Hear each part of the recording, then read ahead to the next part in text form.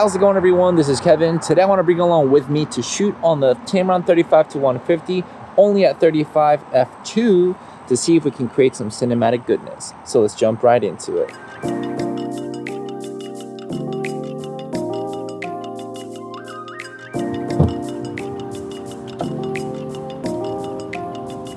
I'm going to be shooting only at the 35 focal mark because I was asked to do that, and I thought it would be kind of a fun little challenge to make a somewhat cinematic sequence as much as I can out here today. We're going to be using the Zion Crane 2S because it'll support this bad boy, and see what we can create. And I'll try to show you as much of the behind the scenes that I can while filming, and then we'll have some talks to see what I enjoyed about this. So let's go.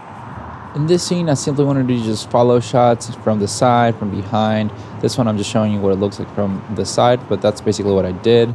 Then we moved on to kind of following her from behind. I try to use a little bit of my iPhone to showcase what it would look like, I guess, following her.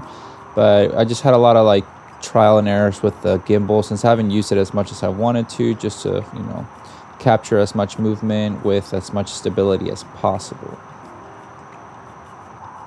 Success. You have to go up and be like, Cut. Time out because my arms are getting tired. This setup's a little bit bigger, obviously, with the Tamron 35-150, and then also the Crane 2S is a little bit bigger of a gimbal. Still pretty beneficial to be able to do it because it holds the weight, but it is getting tiring after a while. And going back and forth with this, obviously, I just got to get fitter. Apparently, this is my gym now because it actually does help out to lift it over time, and I'm just gonna feel like I'm gonna get really strong. So who says I need a gym membership? In this shot, I actually decided to get the camera off the gimbal, mainly because I couldn't get the gimbal to move down and pan down as smoothly as I wanted it to. So I decided to do handheld. Sadly, you can't really see it because the tree is in the way. We decided to do it with those kind of leaves hanging down and just showcase her walking down from it. So my goal was to basically do just a panning down shot, and then after that kind of do a little bit back to the movement with the stabilizer. It did take a little bit of trial and error since I was trying to shoot it at 4K 24 frames per second and not so much with the slow motion, just to kind of keep the flow going as much as possible. But that's just basically what happened behind the tree. Sadly, I wasn't able to capture it how I wanted to show you guys what I did, but I decided to keep it a little bit handheld with some of the footage going forward for the next few bit. And then I decided to go back with the gimbal shortly after so that I could have more stability. In this scene, I wanted to do a little bit more of just the follow, more of a one-shot kind of style. I really like the movie 1917 if you haven't seen it, and they tend to do a bit more of those kind of one-shot style of one go. And then after that, I wanted to do a little bit more for the ending, up close and personal, just handheld footage, just to kind of showcase a little bit of her enjoying the surroundings that we were at.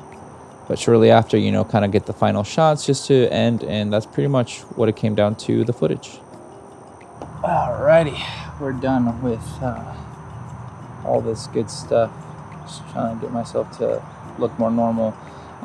So that's the 35-150 at 35.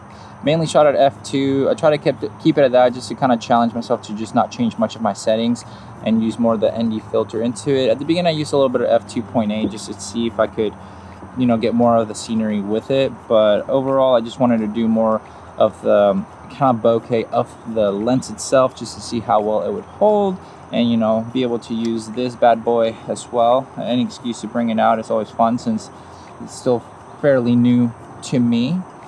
But other than that, I think it's worked out pretty great with this setup. I mean, a little bit heavy, don't get me wrong, it's a little bit heavy, but hopefully seeing a little bit of the behind the scenes of how I shot the, the sequence and everything brings you a little bit more to light of what goes down behind some of these last minute just shoots.